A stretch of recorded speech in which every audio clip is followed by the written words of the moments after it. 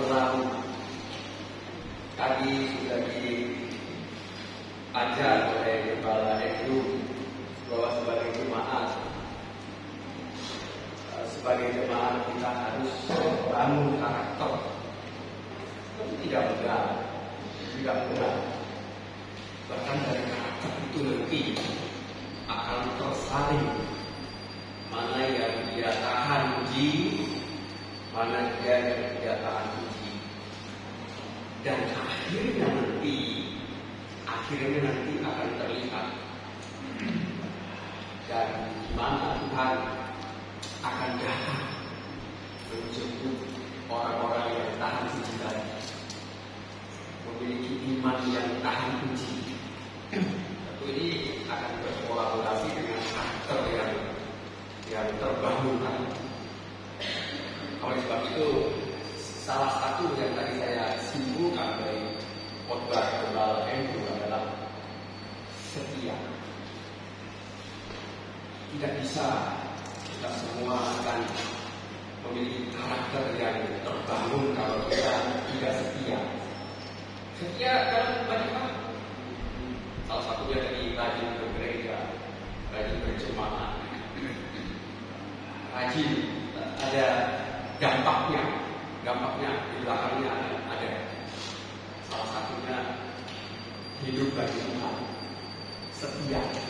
Oleh itu coba kita lihat lagu Kiranya Setia nomor 128. Dan setelah ini lagu ini kita serahkan kembali kepada Pak Gembala Andrew untuk mengisi sesi berikutnya lainnya. 128. Kiranya kita setia.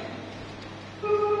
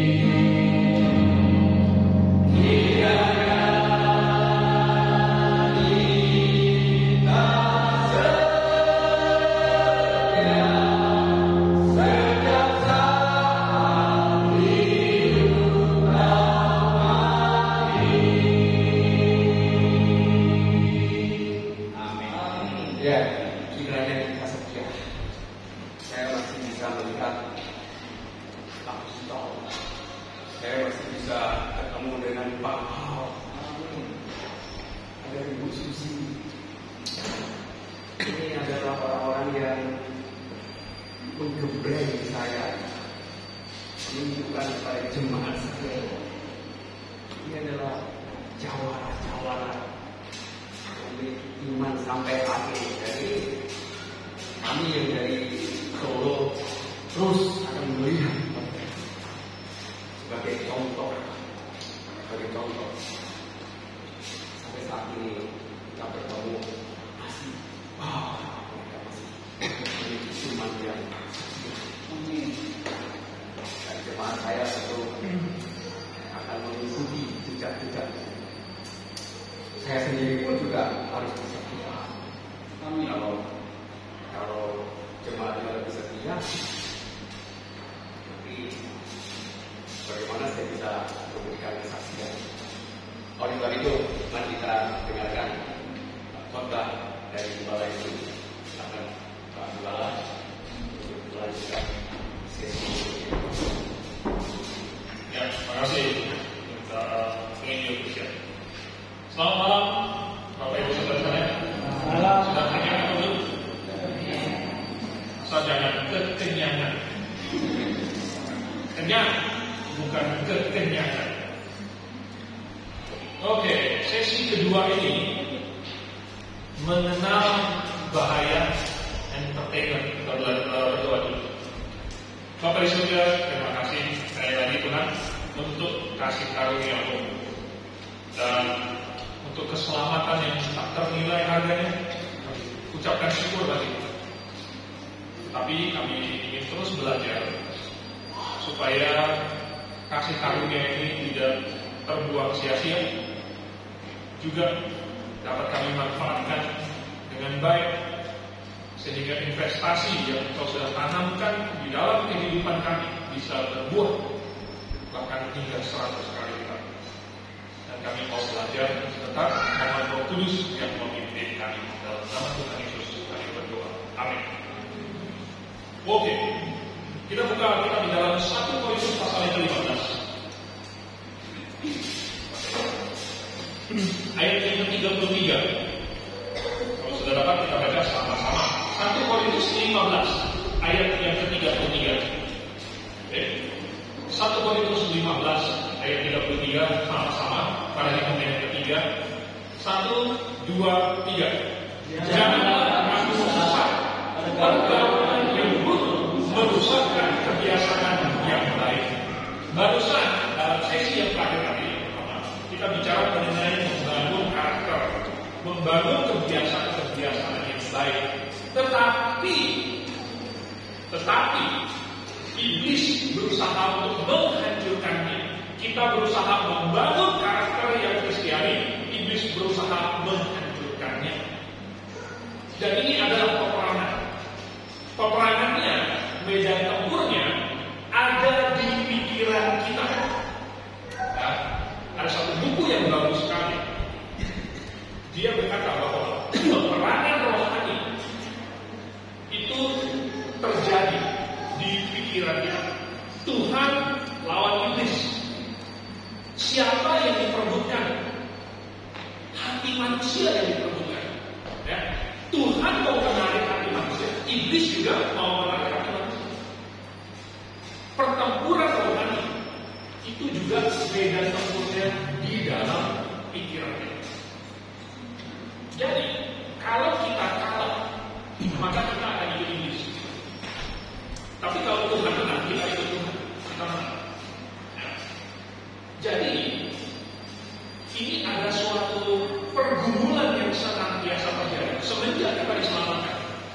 Dan ini kadang-kadang diibaratkan dengan berbagai perumpamaan seperti perlombaan, seperti peperangan rohani, ya, kita ini prajurit dan lain sebagainya. Jadi semua ini merupakan suatu pergumulan perjalanan hidup kita sampai masuk surga. Kita membangun karakter yang Kristiani, tapi kita harus menjaga diri. Jadi, yang kali ini saya diberikan tugas untuk berbicara mengenai bahaya dari entertainment. Bahasa Indonesianya hiburan. Semua manusia butuh hiburan. Saya bukan berarti bahwa manusia Kristen tidak perlu entertainment, tidak perlu hiburan. Bukan itu maksud saya. Tetapi hiburan yang berasal dari dunia ini itu mau menduniawikan kita. Ya. Hiburan yang berasal dari dunia ini bersifat duniawi dan pasti akan mempengaruhi kita. Jadi, kalau hiburan yang duniawi itu akan mempengaruhi kita makin duniawi, berarti kita harus pintar memilih. Kita harus bisa mengenal apa efek atau apa bahaya dari entertainment yang duniawi. Ya.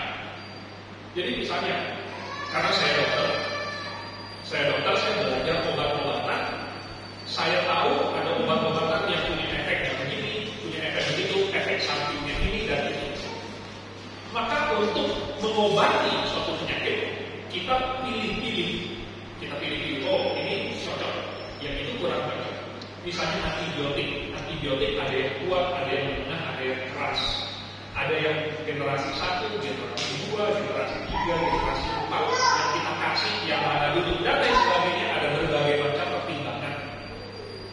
Yang jelas, sebagai seorang dokter harus mampu untuk memilih-milih dan menggunakan obat yang tepat. Nah, orang Kristen gimana?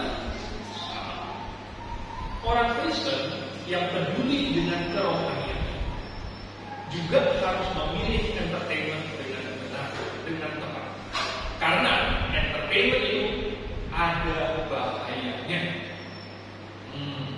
Entertainment itu ada bahaya apa?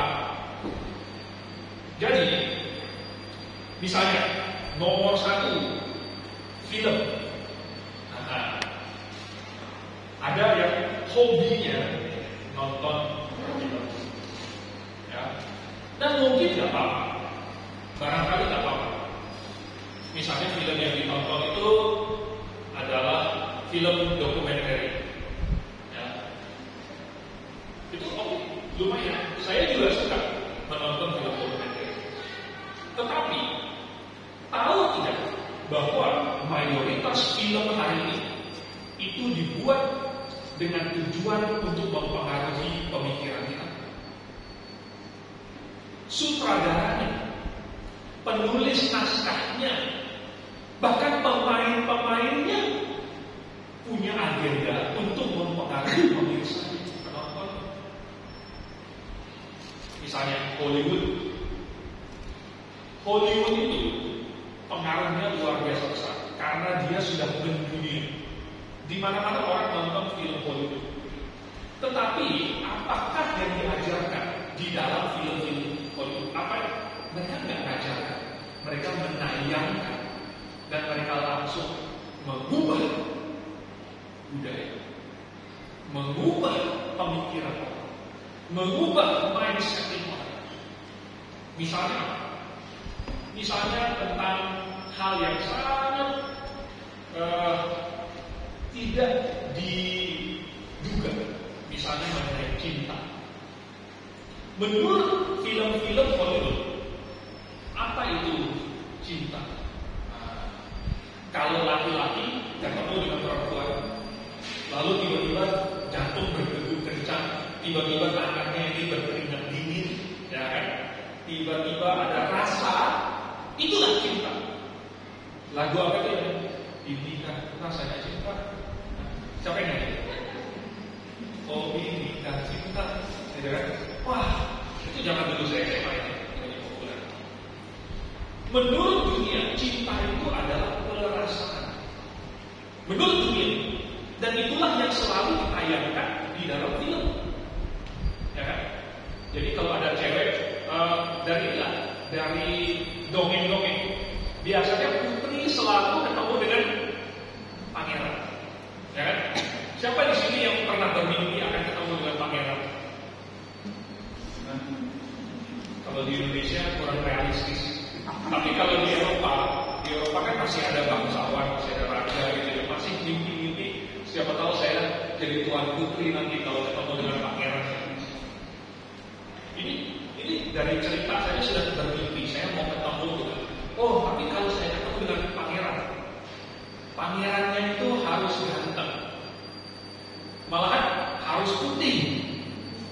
Terus ada yang bilang matanya harus matanya biru, terus tinggi. Siapa yang punya tinggi gitu? Kalau saya mau ketemu pasangan mau yang tinggi, yang putih, ya kan? Mungkin ada yang seperti itu. Jadi film itu telah mengubah persepsi masyarakat sehingga maunya mengalami yang namanya perasaan cinta. Yang dialami itu perasaannya, ya, perasaannya. Tetapi apakah cinta itu sebenarnya apa? Perasaan atau bukan? Saya sebenarnya ini semua tahu. Perasaan itu bukan mendefinisikan cinta. Perasaan tidak mendefinisikan cinta. Contohnya, Tuhan bisa nggak marah sama orang berdosa? Bisa. Ada perasaan marah. Tetapi di saat yang sama Tuhan mencintai manusia berdosa. Ya.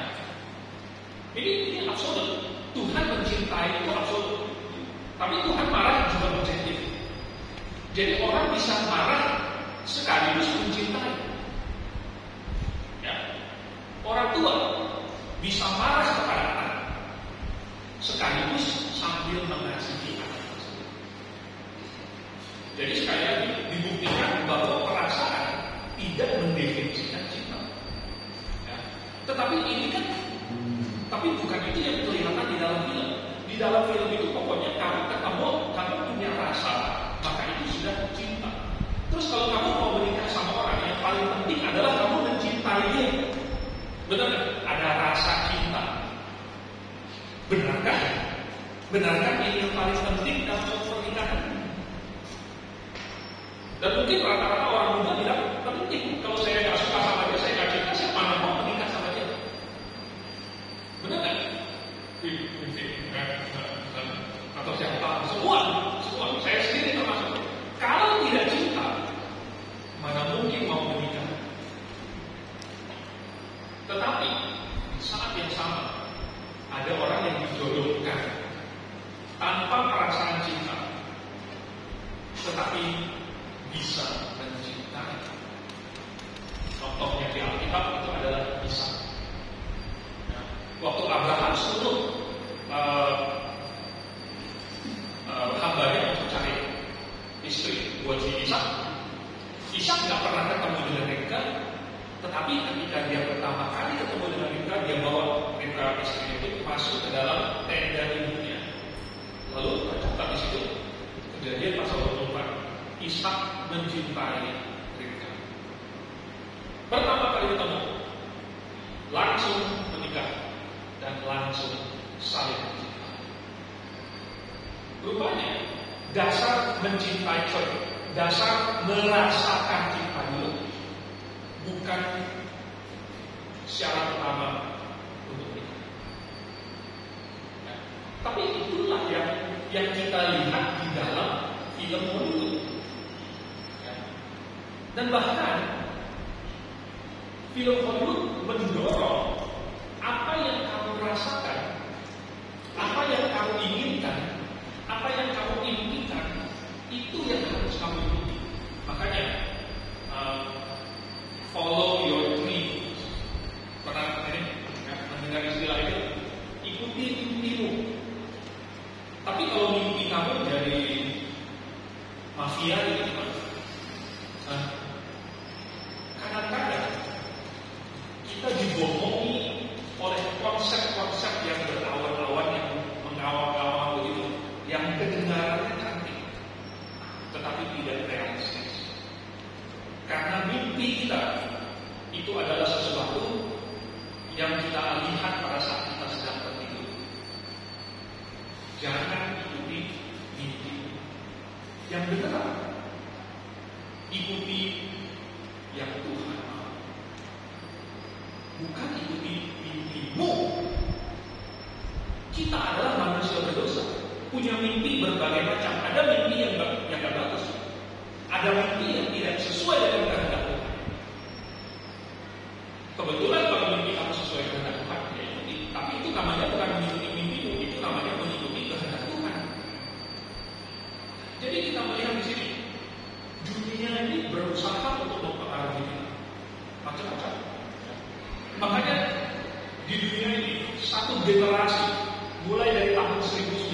30-an, 40-an, 50-an terutama, 60-an. Itu namanya katanya generasi boomer di Amerika. Itu dipengaruhi dengan ideologi free sex. Artinya, tidak harus dalam ikatan pernikahan tetap boleh berhubungan intim suami istri dengan lawan jenis. Free sex. Akhirnya banyak sekali anak-anak lahir di luar pernikahan dan hanya memiliki satu orang tua. Ini dapat dari mana? Ide mereka ini dapat dari mana? Mereka dapatkan dari televisi. Budayanya dapat dari televisi. Jadi kita melihat bahwa di dalam film kalau orang pacaran itu sudah sama artinya mereka berhubungan intim. Kalau kamu mau menikah, pacaran dulu, berarti kamu sudah berhubungan intim dengan pacaran. Itu adalah ide dari film-film yang kita tonton. Semuanya di Hollywood sudah sejak sekian puluh tahun yang lalu itu yang dipromosikan dan itu menghasilkan budaya tersebut. Lalu apa lagi? Banyak hal. Feminisme sekarang, feminisme, LGBT, mungkin banyak yang paham dengan istilah-istilah itu seperti woke. Ada yang tahu woke? Tidak tahu itu adalah istilah yang menunjukkan tidak mendiskriminasi orang lain berdasarkan ras atau etnis atau apa segala macam, ya, atau kulit dan lain-lain, dan justru menyerang gender tradisional, ya, pembagian antara laki-laki dan wanita dan cuma laki-laki dan wanita, menyerang kelaki-lakian, menyerang peran suami dan peran laki-laki, menyerang tradisionalisme dan lain sebagainya. Semuanya itu, ide itu semua sekarang mau ditunggang balikan. Dan film-film zaman sekarang itu rata-rata mengedepankan hal tersebut. Siapa di sini yang tidak pernah nonton film Avengers sama sekali? Yang nonton semuanya ada? Ada. Yang nonton satu film Avengers, nonton dua, minimal dua. Hah? Gak apa-apa. Kalau nonton itu ya nonton itu saya juga nonton. Saya juga nonton. Dan apa yang saya lihat? Yang saya lihat adalah film-film tersebut sekarang mempromosikan LGBT, ya, mempromosikan itu tadi yang mau berubah. Semua yang tradisional itu mau diubah. Mulai dari tahun 1950-an, 60-an itu sudah mau diubah, sehingga jagoan-jagoan itu banyak yang jagoan wanita. Ya, makanya selain ada Superman, ada Supergirl. Terus ada Wonder Woman. Nah, terus ada siapa lagi? Ya, ada Batman, ada Batgirl. Kenapa mesti ada cowok dan mesti ada cewek? Bahkan yang cewek minimal sama kuat dengan yang cowok, dan bahkan lebih kuat dari yang cowok. Ini gerakan feminisme yang mau berkata bahwa wanita itu bisa menggantikan laki-laki. Dan mereka mau bilang bahwa wanita memiliki posisi yang sama di masyarakat. Jangan cuma laki-laki yang jadi CEO, yang jadi bos perusahaan, cewek juga bisa.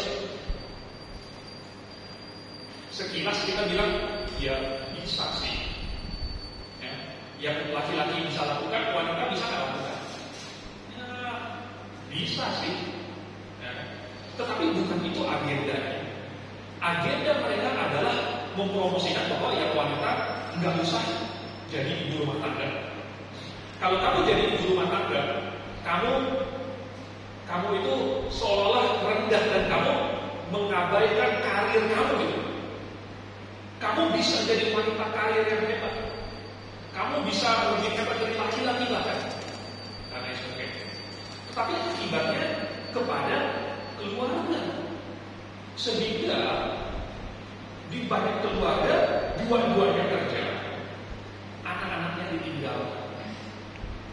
Karena yang wanita merasa saya tidak mau jadi ibu rumah tangga, saya tidak mau menyapu, mengepel, mengurus anak di dapur dan lain sebagainya. Saya tidak mau. Saya mau seperti yang laki-laki. Saya mau jadi wanita karir. Saya mau jadi manajer. Saya mau jadi direktur. Saya mau jadi pengusaha dan lain sebagainya. Dan mereka bilang ini adalah emansipasi wanita. Tetapi efeknya adalah pada family value, ya, nilai-nilai keluarga. Sehingga ibu rumah tangga nilainya diturunkan. Apa akibatnya ketika ibu rumah tangga nilainya diturunkan? Wanita tidak lagi bercita-cita mau jadi ibu rumah tangga. Ya, gadis-gadis kecil itu, mereka cita-citanya apa? Saya mau jadi dokter, saya mau jadi pengacara, saya mau jadi astronot. Bapak Ibu saudara sekalian, saya kasih tahu, semua profesi tersebut gak bisa setengah-setengah. Kalau kamu mau jadi dokter, gak bisa jadi ibu rumah tangga sekaligus. Karena kamu harus praktek, karena kamu harus tinggalkan rumah kamu dan kamu melayani pasien. Kalau kamu gak melayani pasien kamu gak akan ada pasien. Kamu bukan dokter seperti saya. Nah, saya pilih melayani Tuhan. Saya pilih melayani Tuhan. Saya gak punya pasien. Saya bukan dokter jasmani lagi, tetapi saya jadi dokter rohani. Dan ini gak bisa setengah-setengah. Kalau saya pilih jadi dokter jasmani, saya akan jadi dokter yang hebat. Dan saya mungkin akan punya banyak duit. Tetapi saya tidak akan punya waktu untuk keluarga ataupun pelayanan. Saya sudah melihat banyak dosen-dosen saya. Mereka banyak duit, tetapi mereka di ruang operasi sampai jam 2 pagi, sampai jam 3 pagi. Jam 2.30 pagi, saya waktu masih kelas, saya masih temenin dokter saya operasi orang sesar. Jam 2.30 pagi, dan dokter itu masih ada jadwal operasi lagi jam 7 pagi. Jadi dia dari jam 6 pagi dia operasi sampai jam 3, lalu kemudian baru tidur pulang, kemudian paginya akan praktek lagi. Duitnya banyak, luar biasa. Tapi siapa yang menghabiskan? Bukan dia sendiri, karena dia hidupnya di kamar operasi. Dan di kamar operasi cuma pakai baju scrub doang yang hijau itu, warna biru, sama sarung tangan. Itu harganya berapa? Semua jam tangan, semua cincin, semuanya dilepaskan. Nggak ada yang dibawa ke kamar operasi. Siapa yang menikmati bawah? Istrinya. Oke. Tapi dia sendiri tidak. Jadi kalau mau menjadi dokter bisa, kalau mau punya banyak uang bisa, tetapi tidak ada waktu. Pelayanan tidak bisa. Nah, bagaimana dengan ibu-ibu itu? Ibu-ibu sebenarnya perlu mengetahui bahwa menjadi ibu rumah tangga adalah suatu karir. Menjadi ibu rumah tangga, ya, membangun suatu rumah tangga, mendidik anak-anak, membesarkan anak-anak, mengurus suami adalah suatu karir. Memang bayarannya beda, ya, gajinya beda, tetapi itu adalah karir yang sangat-sangat penting sekali dan tidak kalah mulia dibandingkan kerja di luar, menjadi dokter, menjadi presiden, menjadi ibu rumah tangga, setara dengan semua itu. Tetapi itu diserang lewat film. Bahkan misalnya tentang ayah. Ayah itu harusnya apa? Figur yang berotoritas. Ayah itu adalah figur yang berwibawa. Ayah itu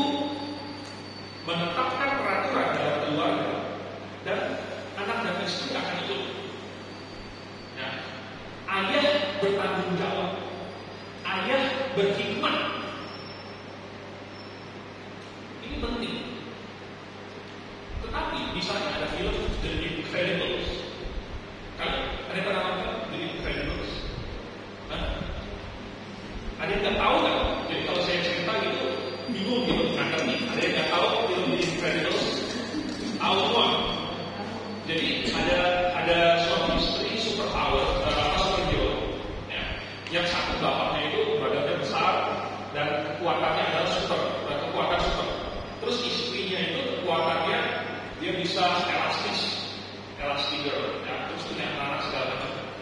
Terus di dalam film Incredibles ini, walaupun lucu dan kelihatannya untuk anak-anak, tetapi si bapaknya ini agak culun-culun bodoh.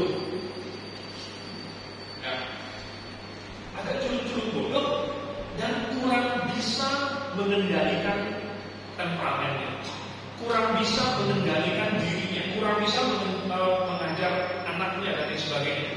Apa image yang ditampilkan di sini? Bahwa bapak itu sebenarnya kurang begitu pintar. Ya, bapak itu kurang begitu pintar. Jadi Disney, Pixar mengambil karakter, mengambil peran ayah, lalu dijadikan suatu karikatur, sehingga ayah ini kehilangan wibawa. Film Moana, siapa yang belum nonton? Moana belum? Gak apa-apa. Jadi kalau belum, saya ceritakan sedikit lebih banyak biar yang nggak nonton itu tahu maksud saya. Film Moana ini kan terkenal banget. Udah pada nonton ya? Belum. Gak sampai sini. Bagus. Bagus. Bagus. Jadi dalam film Moana ini si anak gadis ini, dia dalam hatinya itu punya keinginan untuk bertualang. Dia mau pergi dari pulau dia. Tapi bapak dia itu tradisional dan mau menahan dia di pulau ini. Ya, mau menjadikan dia kepala suku generasi berikutnya. Ya. Jadi bapaknya bilang ini, bapaknya ini bilang, kamu jangan kemana-mana. Kita tradisi kita ada di pulau ini. Kita tempat kita di sini, suku kita di sini, gaya hidup kita di sini. Kamu jangan pergi dari pulau ini. Nah, si anak ini tidak mengerti dan dia memberontak melawan ayahnya. Ya. Tetapi dalam film ini dibuat supaya si gadis Moana ini harus mengikuti passion dia, harus mengikuti keinginan dia melawan bapaknya. Nah, waktu saya nonton ini, sebelum saya kasih anak saya nonton, saya dalam hati itu saya berpikir, wah ini bahaya. Saya nggak mau anak saya sampai berpikir bahwa keputusan saya itu kuno, tidak ikut zaman, tidak mengerti dia, tidak mempertimbangkan keinginan dia. Saya tidak mau anak saya berpikir bahwa keputusan bapaknya salah. Tetapi itulah yang diproyeksikan dalam film itu, bahwa si gadis ini harus mengikuti kehendak dia walaupun melawan, menentang bapak. Ini entertainment. Jadi waktu saya kasih anak saya nonton pertama kali, saya duduk itu sama dia. Saya bilang, sampai di bagian ini, saya bilang, oh, ini bapaknya bilang begini, itu karena bapaknya tahu apa yang bapaknya itu. Jadi sambil saya komentarin, anak saya nonton, saya komentarin gitu. Jangan sampai anak saya salah berpikir bapak saya kayak film ini. Bahaya. Jadi dunia ini mau memasukkan segala macam, mau mengubah mulai dari anak-anak, nilai-nilai keluarga, nilai-nilai masyarakat, dan menjadikan orang Kristen orang dunia. Ya, ini adalah tujuan dari entertainment dunia. Musik lebih lagi, lebih parah. Saya baru ngomong soal film, tetapi di dalam setiap film ada musik. Dalam setiap film ada musik, dan musik lebih berpengaruh lagi. Musik itu mempengaruhi dengan lebih mendasar lagi, lebih diam-diam lagi. Kebetulan saya banyak belajar tentang musik, dan saya tahu apa efek dari musik dengar setiap hari, bagaimana itu mempengaruhi kita. Dan satu generasi di Amerika, 2 generasi, 3 generasi, mereka tumbuh dewasa dengan mendengarkan musik-musik rock and roll, dan itu mengubah mereka. Dan itu seiring dengan bertambahnya seks bebas, bertambahnya narkoba, bertambahnya kehamilan remaja, kehamilan di luar nikah, perceraian dan lain sebagainya. Itu semua tidak bisa dipisahkan dari film Hollywood dan musik rock and roll. Pengaruhnya luar biasa besar. Ini adalah hiburan dunia ini. Hiburan dunia. Dan kalau kita tidak pintar-pintar memilih dan kita pikir bahwa semuanya sama saja, maka ketika kita mencicipi, kita mengambil entertainment itu, maka kita membiarkan diri kita dipengaruhi. Maka tanpa sadar kita sudah berubah. Tanpa disadari, inilah bahaya. Di sini bahaya. Karena banyak dari kita, sebelum saya kasih tahu Anda tentang misalnya film ini, film itu segala macam, mungkin Anda berpikir, oh nggak ada masalah, oh filmnya bagus-bagus saja. Tetapi kenapa film Avengers yang Endgame itu, yang terakhir, yang lawan Thanos, yang mengalahkan Thanos itu, Avenger paling top itu cewek, Captain Marvel. Captain Marvel itu cewek. Kenapa cewek? Itu adalah agenda dari para feminis. Nah, untuk menampilkan supaya superhero yang paling jago yang menyelamatkan dunia itu adalah cewek. Tentu ada dibantu sama Iron Man, dibantu sama Thor segala macam, tetapi agendanya ada di situ. Nah, Captain America. Siapa di sini yang ngefans sama Chris Evans? Nah, wih ganteng, wih bodinya juga sangat maskulin gitu. Dulu juga saya pikir si Chris Evans ini orangnya bagus. Tapi baru-baru ini dalam satu interview dia menolak orang Kristen dan dia bilang siapa yang percaya kepada Tuhan itu idiot. Sejak saat itu dan saya nggak mau lagi nonton film itu. Kenapa? Rupanya para aktor ini sendiri mereka nggak percaya Tuhan dan mereka justru mau mempengaruhi orang supaya jangan ada orang yang percaya Tuhan juga. Kalau kamu percaya Tuhan, kamu idiot. Saya tidak mau nonton film itu. Buat apa saya mengkontribusi kepada aktor macam itu, bikin karir dia tambah menanjak dan sebagainya. Saya tidak rela. Jadi dunia ini bikin entertainment, tapi entertainmentnya mau menduniakan kita.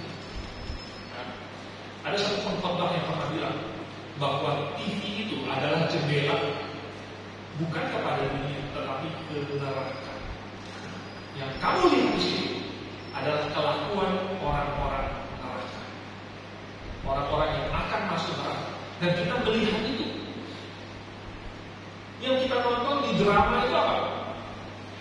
Kelakuan apa sih? Sinetron Indonesia isinya apa sih?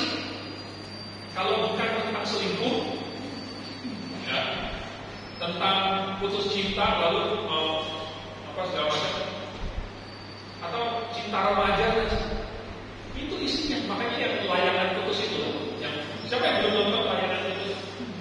Saya sendiri belum nonton semuanya. Layangan putus, apa isinya? Selingkuh kan? Perceraian kan? Dan lain sebagainya. Jadi kita menonton kelakuan orang-orang yang akan masuk neraka, dan sedikit banyak itu mempengaruhi kita. Makanya saya barusan ngobrol-ngobrol dengan Pak Stephen. Saya ngobrol-ngobrol dengan Pak Stephen. Kok ini ya di Grafe ada banyak pemuda yang nggak dapat pasangan. Kemana mata cewek-cewek muda di Grafik? Kemana? Banyak kok laki-laki yang ganteng dan bagus-bagus. Saya nggak bilang ganteng ya. Yang mencintai Tuhan. Ada pemuda-pemuda Grafik yang mengasihi Tuhan. Di mana mata para pemudinya? Buta semua. Bukan pakai perasaannya. Akhirnya diskusi menjadi diskusi. Kami membuat kesimpulan bahwa mata mereka ada di TV.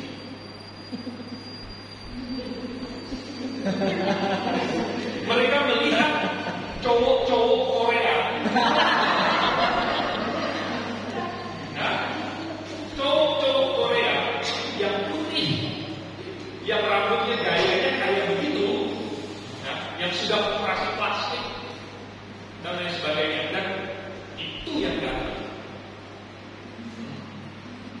Yang seperti itu yang ganteng. Dan laki-lakinya juga sama. Mau cari cewek yang gimana? Yang cakep dong. Yang cakep itu kayak apa? Kayak Agnes Monica, kayak siapa lagi? Sekarang saya udah gak kenal nama artis, udah gak ngikutin lagi. Jadi artis yang dijadikan standar karena matanya ada di TV.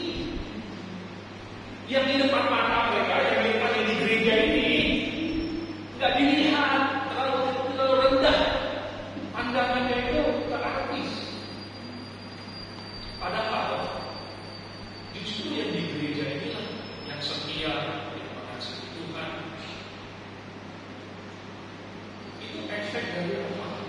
Efek dari hati mereka sudah diambil oleh dunia. Sayang sekali. Jadi gimana? Ya, bukan berarti saya berkata nggak boleh hiburan, bukan. Hiburan itu oke saja.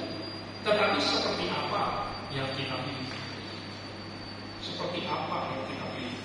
Misalnya, kita ambil contoh kasus. Kalau lagi pacaran, mau ngapain? Di sini ada yang lagi pacaran. Kebanyakan itu udah lewat pacaran, udah lewat masa pacaran. Tapi misalnya, kalau lagi pacaran, mau ngapain? Nah, banyak anak muda memilih pergi ke bioskop. Ya kan? Ini standar. Mau pacaran, pergi ke bioskop. Apakah ini pilihan entertainment yang baik? Saya menerbitkan dari. Oke, nomor satu, kalaupun Anda berpacaran, Anda mau tahu, mau kenal dengan pasangan Anda, benar nggak? Ya kan? Mau mengenal pasangan Anda. Kira-kira mengenal pasangan itu diem-dieman atau gimana? Nah, kalau diem-dieman itu tambah kenalnya. Tapi di bioskop diem-dieman tuh kan? Siapa di bioskop yang ngobrol? Bagaimana kamu bisa mengenal lebih dekat, lebih baik, bukan lebih dekat? Karena lebih dekat itu bisa makin dekat. Tapi bagaimana bisa mengenal lebih baik, makin baik di bioskop? Kalau mau melihat wajahnya cantik, gitu, di tempat yang gelap atau di tempat yang terang? Tapi di bioskop gelap atau terang?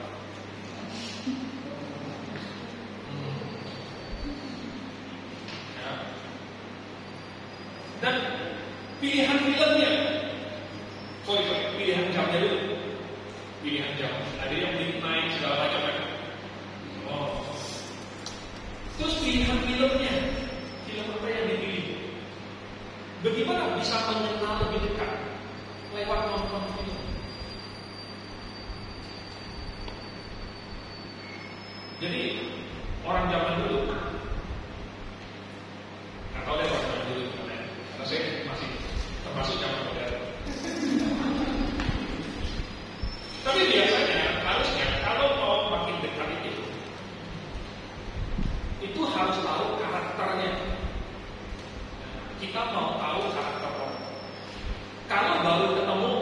1 minggu langsung menikah. Gimana? Ketemu 1 minggu langsung menikah. Sesudah menikah baru ketahuan. Ternyata dia sikat giginya itu ditaruh di rempah sembarangan. Ternyata WC-nya ternyata berceceran. Ternyata baru tahu ini. Ternyata dia suka makan di tempat tidur. Ternyata dia handuknya dilempar di lantai. Ternyata, kalau ketemu 1 minggu langsung menikah itu bisa kayak gitu. Ya, bisa gitu. Jadi gimana caranya supaya orang bisa kenal karakternya, kenal sifatnya sebelum ini? Maka harus ada banyak interaksi yang real. Ya. Jadi kalau sedang berpacaran, interaksinya itu seringkali tidak real, tetapi merupakan panggung sandiwara. Oke, sudah kita janjian ya. Janjian ketemunya jam sekian. Maka ketemuannya jam 6.30. Sebelumnya santai-santai, kemudian 6.30 sampai di depan rumah cewek. Pasang baci jam-jam. Seperti gentleman. Ya. Tetapi ini adalah sandiwara. Menampilkan yang terbaik. Pakai parfum. Tapi cuma pada waktu kencan. Kalau lagi nggak kencan, yang kita mau tahu itu wangi dia waktu kencan atau wangi dia sesudah kencan. Ya dua-duanya boleh. Tapi mau tahu dua-duanya kan, berarti perlu interaksi di luar kencan.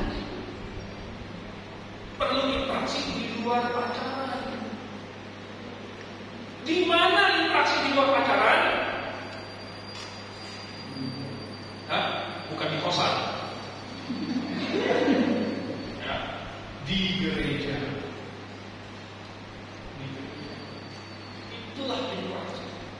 Nah, ini kebetulan istri saya. Dulu saya pilih istri saya karena dia adalah yang paling rajin dari semua cewek-cewek seumuran saya. Yang terlalu tua nggak terlalu pikirkan, yang terlalu muda juga nggak bisa. Jadi yang seumuran saya itu waktu itu pemuda-pemudi, yang paling rajin adalah istri saya. Jadi guru sekolah minggu, paduan suara, pemuda, segala macam, dari panitia ini, panitia itu, mandi, semuanya. Bahkan ikut ambil kelas teologi juga. Jadi saya punya banyak data untuk mengobservasi, untuk membandingkan. Jadi tahu bukan cuma waktu kencan saja, bukan cuma tahu manisnya saja, baiknya saja, tetapi semua hal kita bisa tahu. Dan itu tidak bisa dibohongi, karena pelayanan bersama-sama selama sekian tahun itu semua baik dan buruknya itu akan ketahuan. Jadi kalau kita mau memilih suatu entertainment apa yang kita pilih? Tadi saya cuma ambil kasus pacaran. Tentu bukan cuma itu saja entertainment yang kita pilih, tetapi kita mau menghibur diri kita dengan apa? Apakah dengan menonton film apa? Apakah dengan mendengarkan musik? Mendengarkan musik apa? Harus ada alternatif. Saya sendiri, saya beruntung karena saya punya minat yang luas. Artinya, saya punya banyak hobi. Jadi saya bisa menghibur diri saya dengan banyak hobi. Jadi saya merasa beruntung, saya merasa bahagia. Kalau saya tidak punya hobi, saya akan sengsara sekali karena saya tidak bisa menghibur diri saya dengan hobi apapun. Tapi saya bisa pilih dari banyak hobi. Saya hobi saya banyak sekali membaca. Saya banyak sekali membaca. Hampir setiap saat. Kalau saya nggak lagi ngerjain sesuatu, saya membaca. Apapun itu, saya baca berita, saya baca bahkan novel juga saya baca. Saya baca artikel, saya baca jurnal, saya baca ensiklopedia, saya baca buku-buku pelajaran, saya baca banyak hal. Saya baca dan saya baca dan saya baca. Jadi buku pelajaran anak saya semua saya tahu. Karena sebelum dia belajar, saya sudah belajar. Saya yang baca. Dan bagi saya, karena saya hobi membaca, saya hobi belajar, saya menganggap itu sebagai sesuatu yang menghibur. Apalagi hobi saya. Saya hobi olahraga. Dulu, waktu saya masih muda, sekarang sudah menjadi tua. Dulu waktu saya muda, saya banyak sekali berolahraga. Waktu saya kuliah, julukan saya adalah high quality jomblo. Waktu itu padahal saya sudah pacaran di India, tapi mereka nggak tahu karena saya pacaran itu dia belum. Jadi mereka nggak tahu saya punya pacar. Tapi saya jago volley. Salah satu juara yang angkatan saya. Saya jago futsal. Saya salah satu top scorer futsal. Saya jago pingpong, meraih juara 2 di seluruh angkatan. Saya jago main catur, juga termasuk juara di angkatan di seluruh angkatan. Saya jago sepak bola. Kemudian saya jago basket, nggak terlalu jago sih, tapi bisa main. Jadi saya itu dalam banyak cabang. Volley juga punya volley tadi betul. Jadi saya hobi olahraga. Saya dalam 1 minggu itu bisa olahraga mungkin 4-5 kali. Saking hobinya habis jaga malam. Ya, jadi kuliah seharian, jaga malam semalaman, kuliah 1 hari lagi. Jadi sudah lebih dari 24 jam. Tidur paling 1-2 jam. Sorenya pulang dari kuliah itu masih main futsal lagi 2 jam. Itu jujur masih muda. Ya. Jadi saya hobi, wah ini saya dapatkan bahwa ini masih lebih sehat, masih lebih baik daripada saya hobi nonton. Ya. Seandainya saya hobi nonton, bayangkan nonton berjam-jam gitu, bisa kalah. Maka saya akan menguasai bukan saja kedokteran, saya akan menguasai juga perfilman. Betul kan? Jadi saya punya hobi membaca, saya punya hobi olahraga. Saya juga suka bermain. Ya. Dan saya bisa tetap muda karena saya tetap bermain. Kalau saya berhenti bermain, saya akan menjadi tua. Pada hari saya berhenti bermain, saya akan menjadi orang. Orang tua karena tidak bisa lagi bermain. Ya. Jadi misalnya saya nanti sudah kakek-kakek, saya tetap akan merasa muda karena saya masih bisa enjoy banyak hal di dalam hidup. Dan saya bisa menemukan kenikmatan di dalam bermain. Saya bisa bermain bersama dengan cucu dan lain sebagainya. Itu adalah sesuatu yang membuat jiwa kita tetap muda. Makanya ada dalam wajah saya muda begitu. Padahal sudah hampir 40 tahun. Tapi badannya sudah tua. Badannya sudah tua, tapi pikirannya yang masih muda. Jadi saya suka bermain. Nah, apa permainan yang menurut saya lebih sehat? Itu misalnya board game. Nah, permainan papan ini kalau dulu orang tahunya itu monopoli, Scrabble, terus Otelo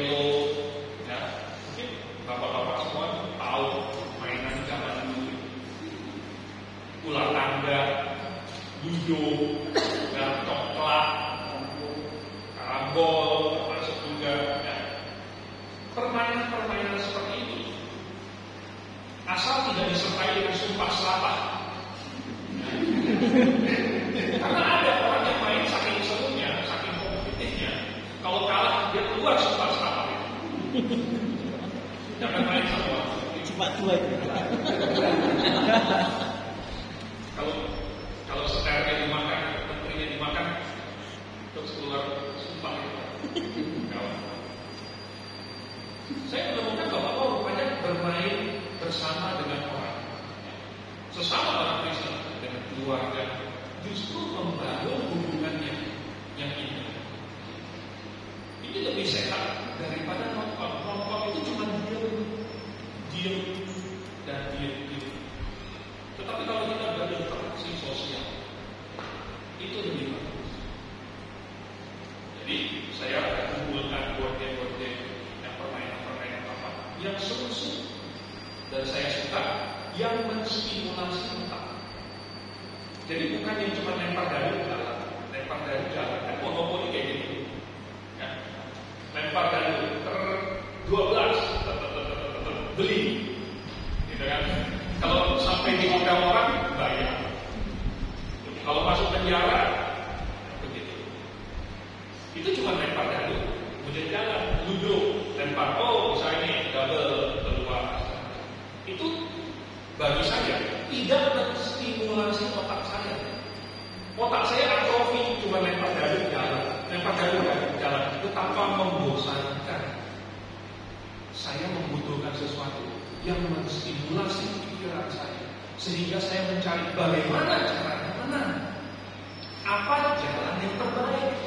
Makanya saya suka nonton catur, saya suka main catur, karena mencari langkah yang benar, langkah yang tepat, yang terbaik. Bagi saya itu adalah hiburan. Bagi saya itu adalah hiburan. Bagi saya menstimulasi otak saya adalah hiburan. Saya nggak bisa hidup dengan hanya diam. Kalau saya disuruh jadi satpam, yang cuma duduk dan jaga di situ, saya akan jadi gila. Karena otak saya nggak jalan. Saya membutuhkan sesuatu yang menstimulasi. Ini saya. Jadi saya akan mencari yang menstimulasi pikiran saya. Nah, kita memilih sesuatu untuk menghibur kita. Harus kita pilih sesuatu, bukan yang membuat kita makin buyar, bukan yang bikin kita makin jauh dari Tuhan, tetapi justru sesuatu yang membangun diri kita. Ada suatu manfaat untuk kita. Dan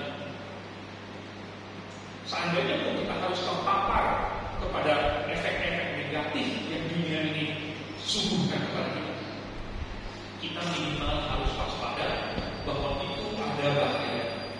Oleh sebab itu, setiap kali saya nonton film lalu kemudian ada elemen yang tidak bagus, saya langsung kaget. Karena saya selalu berjaga-jaga. Saya menjaga hati saya menjaga pikiran saya. Kalau ada suatu elemen yang tidak bagus, saya akan dalam hati langsung ini tidak benar. Dan itu menjaga hati saya. Jadi mengenal bahaya entertainment dunia adalah sama dengan menjaga hati kita. Dan seperti kata firman Tuhan, awas, pergaulan yang buruk merusakkan kebiasaan yang baik. Kalau kita bergaul dengan film-film yang buruk, kalau kita bergaul dengan musuh-musuh dunia, itu akan mempengaruhi kita mau membangun kerohanian pun itu akan diruntuhkan oleh dunia ini. Mari kita tutup doa. Bapa di surga, kami tahu apa yang Engkau sudah berikan kepada kami adalah kebenaran di dalam firman Tuhan. Tetapi kami masih membutuhkan hikmat. Dan kami mohon supaya Engkau tambahkan hikmat, agar sambil kami belajar, kami bisa mengenal hal-hal yang baik, yang berkenan kepada, yang sempurna. Dan itulah yang kami tambahkan kepada kehidupan kami. Dan apabila ada hal-hal yang buruk, yang negatif, tolong bantu, tegur kami, supaya kami membuangnya dari kehidupan kami. Biarlah lewat jemaat lokal, lewat firman Tuhan yang dikhotbahkan, lewat nasihat-nasihat, ataupun caramu yang lain, Engkau akan memurnikan hidup kami, supaya kami nanti akan membangun karakter yang sesuai dengan Kristus. Kami berdoa mengucap syukur dalam nama Tuhan